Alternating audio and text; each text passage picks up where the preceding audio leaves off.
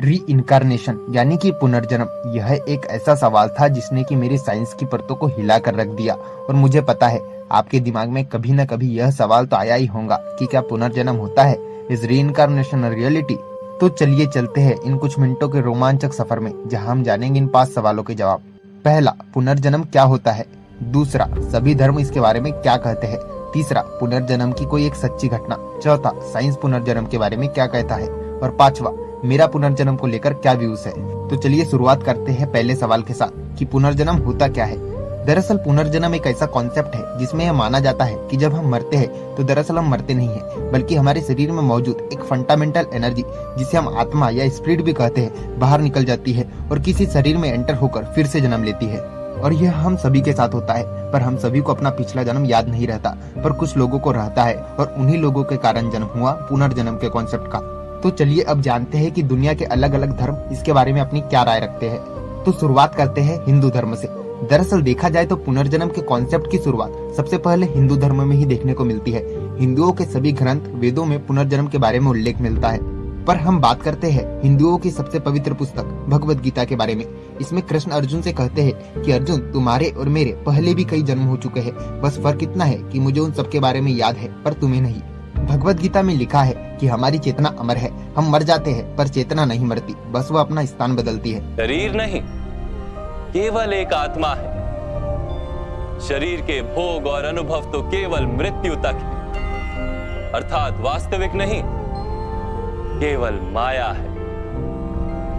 और आप यह बात जानकर हैरान हो जाएंगे कि इयान स्टीवसन, जिनकी बात हम आगे करेंगे, उन्होंने 40 साल रिसर्च करने के बाद अपनी बुक रीइंकार्नेशन एंड बायोलॉजी में भी यही बताया है कि हमारी कॉन्शियसनेस हमारे मरने के बाद भी जिंदा रहती है।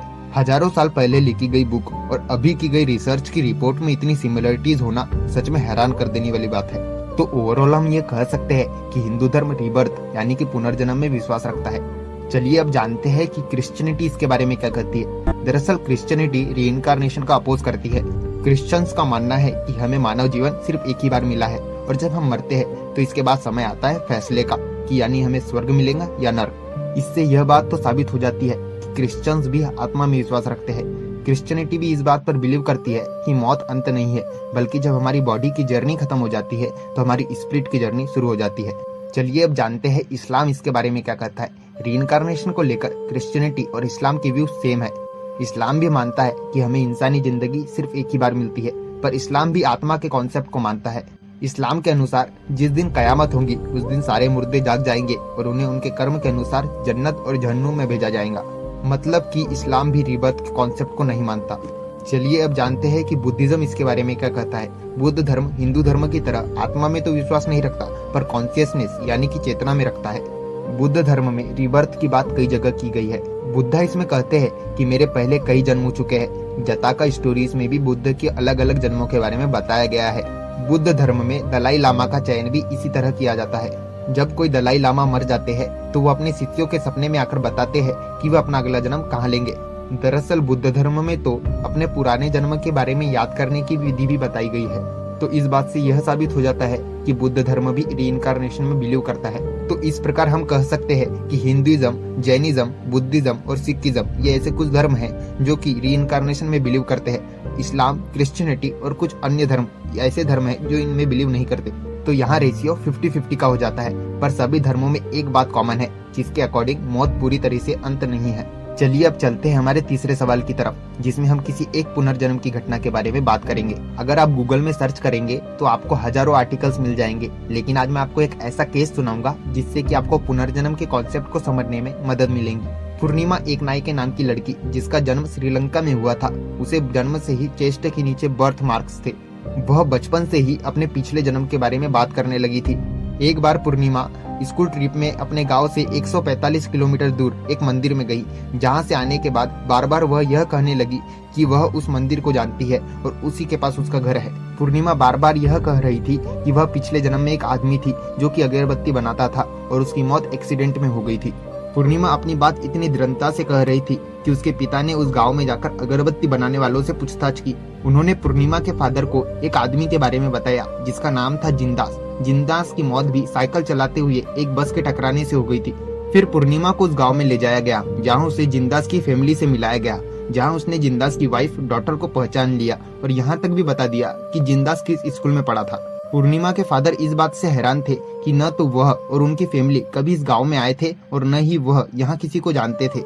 जिंदास की ऑटोप्सी रिपोर्ट में पाया गया कि जहाँ जहाँ पूर्णिमा को बर्थ मार्क थे ठीक उसी जगह जिंदास को फ्रैक्चर हुए थे, जिसकी वजह से उसकी मौत हो गई थी। ऐसे ही हजारों केस आपको गूगल पर मिल जाएंगे जिनको महज इत्तेफाक कहना बेवकूफी होंगी। चलिए अब जानते हैं कि साइंस पुनर्जन्म के बारे में क्या कहता है। पहले तो साइंस पुनर्जन्म को एक अंधविश्वास बताता रहा, पर जब पूरी दुनिया में केस मिलने लगे जो कि पूरा तरह सच साबित होने लगे तो साइंस का इस तरफ रुझान बढ़ने लगा। फिर एक साइंटिस्ट हुए इयान स्टीवसन, जिन्होंने अपनी पूरी जिंदगी इस चीज को समझने में लगा दी। स्टीवसन ने 40 साल 2600 केसेस पर रिसर्च करने के बाद एक बुक लिखी जिसका नाम था रीइंकार्नेशन इन बायोलॉजी। चलिए पॉइंट वाइज समझते हैं कि साइंस पुनर्जन्म पर रिसर्च करने के बाद क्या कंक्लूजन पर निकला। पहला, पुनर्जन्म का दावा करने वालों में अधिकतर बच्चे थे जिनकी उम्र 2 से 6 साल के बीच थी। दूसरा, जिन भी व्यक्तियों के पुनर्जन्म की बात की जाती थी उनकी मौत एक्सीडेंट से या तो फिर अननेचुरल तरीके से हुई थी। तीसरा, पुनर्जन्म के केसेस वहाँ ज्यादा देखने को मिलते थे जहाँ पुनर्जन्म में विश्वास किया जाता था, पर ऐसी जगह भी पुनर्जन्म के केसेस मिले जहाँ पुनर्जन्म की मान्यता नहीं थी। चौथा, बर्थ मार्क्स का होना शायद हमारी कॉन्शियसनेस से भी जुड़ा हो सकता है। पांचवा, साइंटिस्ट इसी कंक्लूजन पर निकले कि पुनर्जन्म हमारे कॉन्शियसनेस से जुड़ी है, मतलब कॉन्शियसनेस हमारे मरने के बाद भी खत्म नहीं होती। यह ठीक उसी प्रकार है कि हमारा मोबाइल तो नष्ट हो जाता है पर हम उसकी मेमोरी चिप निकाल कर किसी दूसरे मोबाइल में फिट कर देते हैं। और पांचवा सवाल कि मेरे पुनर्जन्म को लेकर क्या व्यू है। मेरा मानना है कि रीइंकार्नेशन एक रियलिटी है, पर यह भी एक तरीके का साइंस ही है। साइंस इसे अभी पूरी तरीके से समझ नहीं पाया है, पर हम यह नहीं कर सकते कि यह झूठ है, क्योंकि साइंस अभी बहुत कुछ एक्सप्लेन नहीं कर पाया है। साइंस अभी बहुत ही शुरुआती चरण में है और बहुत जल्दी ग्रो कर रहा है। इसलिए रीइंकार्नेशन को इग्नोर कर देना या तो फिर उसे अंधविश्वास कहना हमारी बेवकूफी से ज्यादा कुछ भी नहीं होगा। आप पुनर्जन्म के बारे में अपने विचार कमेंट बॉक्स में जरूर लिखें।